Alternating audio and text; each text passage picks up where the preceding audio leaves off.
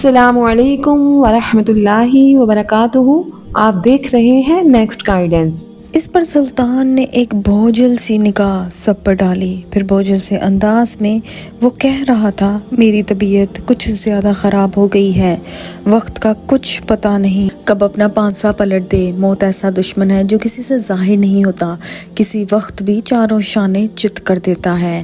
میں نے جو پہلا فیصلہ کیا ہے وہ یہ کہ مجھے فی الفور حلب کے قلعے میں منتقل کر دیا جائے۔ حلب کے قلعے کا محافظ اور قلعہ دار مجد الدین بن الدیہ ہوگا۔ میری جگہ حکومت کے فرائض میرا بھائی نصر الدین ادا کرے گا۔ اگر اس بیماری کے باعث میرا وقت آخر آن پہنچے، سب خلوص اور محبت کے ساتھ نصر الدین کے ہاتھ پر بیعت کر لینا، اسے اپنا سلطان تسلیم کر لینا۔ سلطان نور الدین زنگی کی اس گفتگو سے سب پریشان ہو گئے تھے، یہاں تک کہ سلطان پھر بول اٹھا، شیرے کو جہاں میں نے مجد الدین کو قلعے کا حاکم اور قلعہ دار مقرر کیا ہے، وہاں میں تمہارے لیے یہ بھی حکم جاری کرتا ہوں کہ میرے بعد جب نصر الدین سلطان بنے تو تم اس کے نائب کی حیثیت سے کام کرنا۔ فی الفور میں تمہارے ذمہ جو کام لگا رہا ہوں وہ یہ کہ فی الفور آج رات ہی دمشق کی طرف کوچ کر جاؤ۔ میں جانتا ہوں تم تھکے ہوئے ہو، تمہیں آرام کی ضرورت ہے۔ اپنے ساتھ وہ لشکر لے کر جانا جو جنگوں میں تمہارے اور مجد الدین کے تحت کام آتا ہے۔ سلطان کو خاموش ہو جانا پڑا، اس لیے کہ بڑی ارادت مندی اور عقیدت کا اظہار کرتے ہوئے شیرے کو کہہ رہا تھا، سلطان محترم، آپ میری تھکاوٹ کی کوئی پرواہ اور فکر نہ کریں، آپ حکم جاری کریں کہ دمشق جا کر مجھے کیا کرنا ہے۔ دھیمی سی آواز میں سلطان نور الدین زنگی پھر بول پڑا، میرا لشکر جو تمہیں یہاں سے لے کر جائے گا، اس کے ساتھ دمشق میں قیام کرنا۔ مجھے خدشہ ہے کہ میری بیماری کا سن کر صلیبی ہمارے علاقوں پر چڑھ دوڑیں گے۔ سب سے پہلے وہ دمشق کو اپنا نشانہ بنانے کی کوشش کریں گے۔ اگر تم دمشق میں ہوگے تو یاد رکھنا، میں امید رکھتا ہوں انہیں دمشق پر حملہ آور ہونے کی جرات نہیں ہوگی، اس لیے کہ شیرے کو کا نام سن کر صلیبیوں پر لرزہ طاری ہونے لگتا ہے۔ اگر میری علالت کا سن کر صلیبی ہمارے علاقوں پر یلغار کر دے تو نصر الدین یہیں رہے گا۔ میں مجد الدین اور چند دیگر سالاروں کو ایک اور لشکر دے کر تمہاری مدد کو روانہ کر دوں گا۔ مجھے امید ہے کہ تم ماضی کی طرح حملہ آوروں کو مار بھگاؤ گے۔ شیرے کو تم جاؤ، اپنے کوچ کی تیاری کرو۔ نصر الدین تم شیرے کو کے ساتھ جاؤ اور شیرے کو دمشق کی طرف جانے کے لیے الوداع کہو۔ سلطان ذرا رک کر پھر بولا، مجد الدین تم مجھے قصر سے قلعے میں منتقل کرو، اپنے ساتھ کچھ سالاروں کو بھی لے لو، باقی سب لوگ جا کر آرام کریں۔ میری گزارش ہے کہ وہ باری باری قلعے میں میری حالت کا جائزہ لیتے رہیں۔ اب تم سب لوگ اٹھو اور جا کے آرام کرو۔ اس پر طبیب رشید الدین اٹھا اور سلطان کو مخاطب کرتے ہوئے وہ کہہ رہا تھا، سلطان محترم، اگر آپ برا نہ مانیں تو ہم سب طبیب آپ کے ساتھ قلعے میں منتقل ہوں گے اور ہم سب بیک وقت سب ہی آپ کی دیکھ بھال کریں گے۔ خداوند قدوس نے چاہا تو بہت جلد آپ صحت یاب ہو جائیں گے۔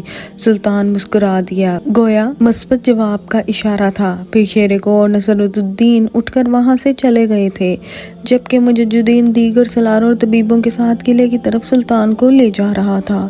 سلطان کے حکم کے مطابق شیرے کو لشکر کے ایک حصے کو لے کر دمشق چلا گیا تھا۔ سلطان نور الدین زنگی کے اندازے اور خدشات درست ثابت ہوئے، اس لیے کہ سلطان نور الدین زنگی کی علالت کی اطلاع سب صلیبی ریاستوں تک پہنچ گئی اور سلطان کی علالت سے انہوں نے فائدہ اٹھانے کا تہیہ کر لیا۔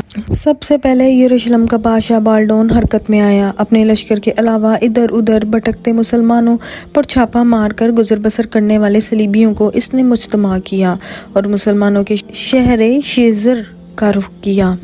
بالڈون نے آگے بڑھ کر اپنے جرار اور کافی بڑے لشکر کے ساتھ مسلمانوں کے شہر شیزر کا محاصرہ کر لیا۔ اس نے محاصرے میں انتہا درجہ کی سختی پیدا کی۔ شیزر کے اندر جو مسلمانوں کا لشکر تھا، اس نے بڑی جرات مندی اور بڑی دینی حمیت کا مظاہرہ کیا۔ لگاتار 15 روز تک انہوں نے بالڈون کی کمانداری میں محاصرہ کرنے والے صلیبیوں کو شیزر شہر کے قریب تک نہ آنے دیا، اور ساتھ ہی انہوں نے تیز رفتار قاصد دمشق کی طرف روانہ کیا اور اسد الدین شیر کوہ کو اپنی مدد کے لیے پکارا۔ یہ پکار سنتے ہی اسد الدین شیر کوہ اپنے نام کی لاج رکھتے ہوئے دھاڑتی آوازوں میں تکبیریں بلند کرتا ہوا اپنے لشکر کو لے کر شیزر کی طرف کوچ کر گیا تھا۔ بالڈون اور ارد گرد کے صلیبیوں نے بڑی سختی سے شیزر شہر کا محاصرہ کر رکھا تھا۔ دن رات وہ شیزر پر حملہ آور ہونے کا سلسلہ شروع کیے ہوئے تھے، جبکہ مسلمان شیزر کے اندر رہ کر بڑی جرأت مندی کا مظاہرہ کرتے ہوئے انہیں شہر کی فصیل سے دور رہنے پر مجبور کیے ہوئے تھے۔ ایسی ہی ایک رات جبکہ فطرت کے جولان گاہیں زنجیروں میں جکڑے غلاموں اور تمدن کی گہری گمراہی اور پستی جیسی چپ اور خاموش تھی، اور اندھیری رات ہر شے پر بے حسی اور لاپرواہی طاری کرتے ہوئے اسے اپنی فرض شناس گود میں لے کر اس کی حیات کے جمال کو راکھ کر رہی تھی۔ رات کی گہری تاریکی میں ایک انقلاب، ایک تبدیلی رونما ہوئی۔ اسد الدین شیر کوہ کو رات کی اس گہری تاریکی میں بھاگتے جاگتے وقت میں بیدار آرزوؤں کی درد ہواؤں کی صوت صداؤں کی طلسمی فعل غم کی کلیز سے کھلی اور ہر چیز کو لا نہایت مسافتوں کا اسیر بنانے والے عناصر کی طرح نمودار ہوا۔ پھر رات کے اندھیرے گہری چپ میں اس نے بالڈون کے لشکر پر شب خون مارنے کی ابتدا کر دی تھی۔ بالڈون کے لشکر پر اسد الدین شیر کوہ کو سرکتی سرسراتی رات میں لہجہ لہجہ رفتہ رفتہ رات کی دکھوں کو پھیلا دینے والی وقت کی تیرگی اندوہانہ کی ہوا کے کنوس پر خوف بری شکنوں کی نقش و نگار اور بصارتوں کی جھیل میں خونی وارداتوں کی عکس طاری کر دینے والی فضا کے ساربانوں اور اجل کے رہنماؤں کی طرح حملہ آور ہو گیا تھا۔ بالڈون اور دوسرے صلیبیوں نے اپنی طرف سے پوری کوشش کی کہ اسد الدین شیر کوہ کے اس شب خون کو ناکام بنا دیں اور حملہ آور مسلمانوں کو بھاگ جانے پر مجبور کر دیں، لیکن انہیں ناکامی رہی۔ پھر وقت کی آنکھ اور زمین کی کوکھ نے دیکھا اسد الدین شیر کوہ نے رات کی تاریکی میں بالڈون اور دوسرے صلیبیوں کی حالت بڑی تیزی سے ویران گزرگاہوں کے مایوس کن ماحول اور برکد کے سونے درختوں پر لٹکتی مردہ چنڈ دلوں سے بھی بدتر اور ہیبت ناک ہوئی تھی۔ اپنے شب و خون کو شیر کوہ نے شاندار انداز میں کامیاب کیا۔ بالڈون اور دوسرے صلیبیوں کو اس نے اندھیرے میں بدترین شکست دی اور سب اسد الدین شیر کوہ کے آگے بھاگ کھڑے ہوئے۔ شیر کوہ نے رات کے وقت دور تک ان کا تعاقب کیا۔ بالڈون کی بدبختی کہ اس نے یہ اندازہ نہ لگایا کہ جس لشکر نے شیر کوہ کی سرکردگی میں اس پر شب خون مارا ہے وہ تعداد کے لحاظ سے اس سے 10واں حصہ بھی نہیں۔ پھر جب شکست ہوئی تو بالڈون اور اس کے دوسرے صلیبیوں نے مڑ کے پیچھے نہیں دیکھا۔ اس سے اسد الدین شیر کوہ نے فائدہ اٹھایا، تعاقب کر کے انہیں کاٹتے ہوئے ان کی تعداد خوب کم کی۔ صبح تک اسد الدین شیر کوہ اپنے لشکر کے ساتھ شیزر شہر سے باہر اس جگہ کو آ گیا تھا جہاں یروشلم کے بادشاہ بالڈون نے پڑاؤ کیا تھا۔ اس پڑاؤ سے اسد الدین شیر کوہ کو کافی مقدار میں ہتھیار خوراک کے ذخائر حاصل ہوئے۔ اسد الدین شیر کوہ نے وہ سارا سامان شیزر شہر کے اندر منتقل کر دیا۔ چند روز شیزر شہر میں جا کر اس نے شہر کے اندر جو لشکر تھا ان کے ساتھ گزارے تاکہ ان کے حوصلے اور ولولے بیدار رہیں۔ پھر جب اس نے دیکھا کہ آس پاس کوئی ایسی طاقت نہیں جو دوبارہ شیزر کا رخ کرے، تب وہ اپنے لشکر کو لے کر واپس دمشق کی طرف چلا گیا تھا۔ مجددین ایک روز شمس الدین خطک کے ساتھ گھر سے نکل کر قلعہ کی طرف جا رہا تھا۔ جب وہ قلعے کے دروازے پر آیا تو دنگ رہ گیا۔ کچھ دیر وہ بڑے غور اور انہماک سے قلعے کے دروازے کے محافظوں کی طرف دیکھتا رہا، ارد گرد کا جائزہ لیا۔ غصے میں اس کا چہرہ سرخ تھا۔ اس کی یہ حالت دیکھتے ہوئے خطک اور شمس الدین پریشان ہو گئے تھے۔ پھر ایک محافظ کو ہاتھ کے اشارے سے مجددین نے اپنے پاس بلایا۔ وہ بھاگتا ہوا مجددین کے پاس آیا۔ تب اسے مخاطب کر کے مجددین کہنے لگا، یہ تم لوگ کہاں سے آئے ہو؟ قلعے کے اس دروازے کے پہلے محافظ کہاں ہے اور تم لوگوں کا کماندار کون ہے؟ ذرا اسے بلا کر لاؤ۔ وہ لشکری پیچھے ہٹ گیا۔ تھوڑی دیر بعد وہ اپنے کماندار کو بلا کر لایا۔ وہ بھاگتا ہوا مجددین کے سامنے آیا۔ مجددین نے اسے مخاطب کیا، یہ تم لوگوں کو یہاں کس نے مقرر کیا ہے اور پہلے محافظ کہاں گئے ہیں؟ اس کماندار نے بڑی عاجزی اور انکساری سے مجددین کو مخاطب کر کے کہنا شروع کیا، امیر، ہمیں سلطان کے بھائی نصرت الدین نے یہاں مقرر کیا ہے اور جو پہلے یہاں تھے انہیں تبدیل کر دیا گیا ہے۔ مجددین نے ایک لمبا سانس لیا۔ اس کی آنکھوں میں قہر مانیاں رقص کر گئی تھیں، چہرہ غصے میں تپ گیا تھا۔ پھر اس نے شمس الدین اور خطک کی طرف دیکھا اور انہیں مخاطب کر کے کہنے لگا، تم دونوں فوراً جاؤ اور پہلے محافظوں کو یہاں لے کر آؤ۔ شمس الدین اور خطک فوراً اپنے گھوڑوں کو موڑتے ہوئے سر پٹ دوڑاتے ہوئے وہاں سے ہٹ گئے تھے۔ مجددین نے اس بار دروازے کے محافظوں کی کماندار کو مخاطب کیا، تم ایسا کرو، اپنے سارے ساتھیوں کے ساتھ اپنے بوریے بسترے لپیٹو اور اس سے پہلے جہاں تمہارے فرائض کا تعین تھا وہاں جا کر کام کرو، اور سنو، جا کے نصرت الدین سے یہ بھی کہہ دینا کہ مجددین نے تم لوگوں کو تبدیل کر کے پہلے محافظ کو بحال کر دیا ہے۔ اس کے ساتھ ہی وہ کماندار سارے محافظوں اور مسلح جوانوں کو لے کر وہاں سے چلا گیا تھا۔ تھوڑی دیر بعد شمس الدین اور خطک لوٹ آئے۔ ان کے ساتھ قلعے کے پہلے محافظ کا کماندار، اس کا ماتحت قلعے کے دروازے کی حفاظت کرنے والے دستے بھی تھے۔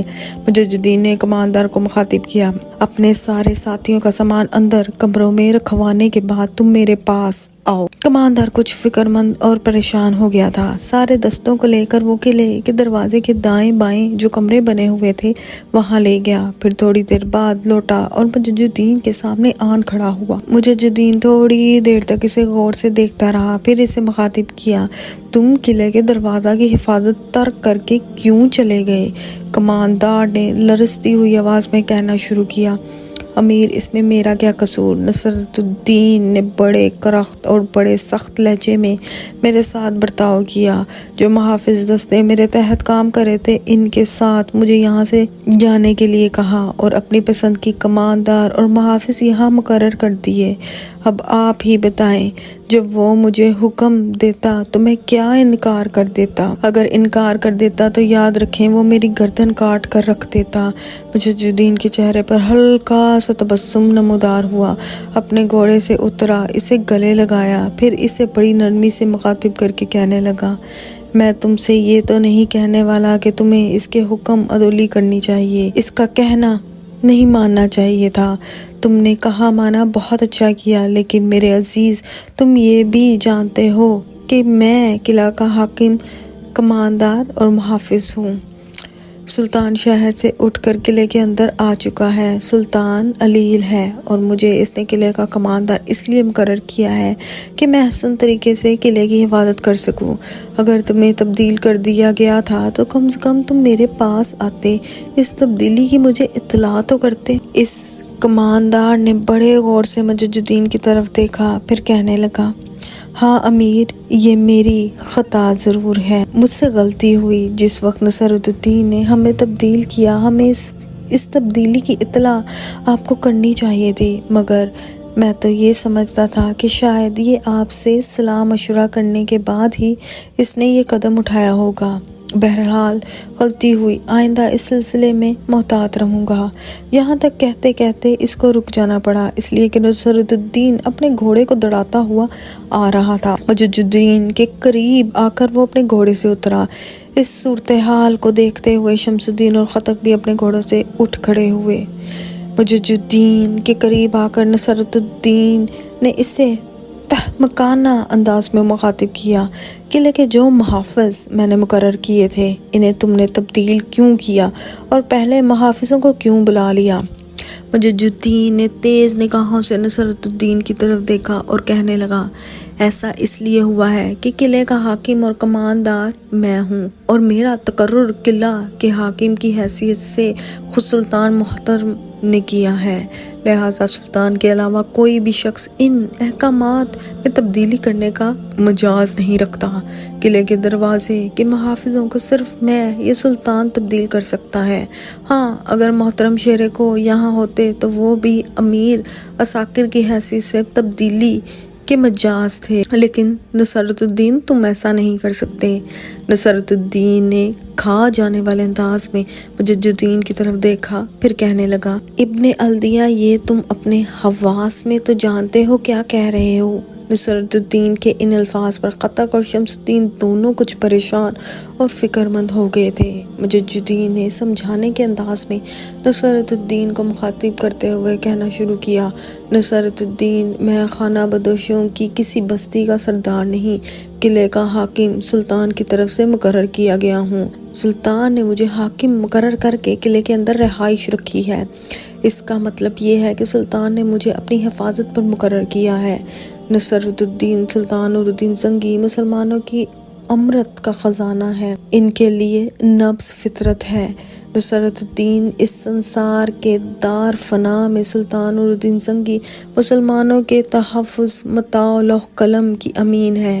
وہ مسلم امہ کی شرافت و نجات کی نشانی اور ہماری آزادی کی ضمانت ہے۔ وہ اپنی قوم، اپنی ملت کے اطمینان و آسودگی کا ایک سجا ہوا اہتمام ہے۔